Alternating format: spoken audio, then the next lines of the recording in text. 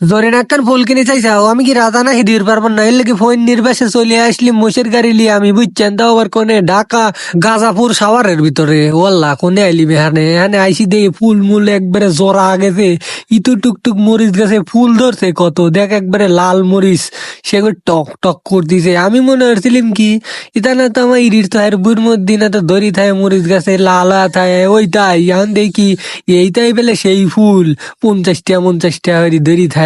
কইলাম ও এইটা সেইটা, তো তাড়াতাড়ি কয়েকখান ছিঁড়া শুরু হয়ে দিলাম আমি, চায়ের তরে কেউ নাই, একটানে সিঁড়ি মিড়ি লিয়ে আজকে 1 প্যাকেট বাইতলে যা দিয়ে দেবো, খবর দেখ জরিনা আমি কত ফইনি। ঠিক আছে, এর লেগে প্রথমে একখান সিঁড়ি শুকতিছি দেখে আবার লাগে।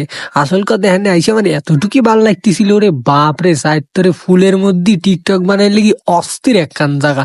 এখান দিয়ে বাগানের ভিতর আরো কত রকম গাছ গাছালি, বাপরে বাপ, এরা কি চাষ করে!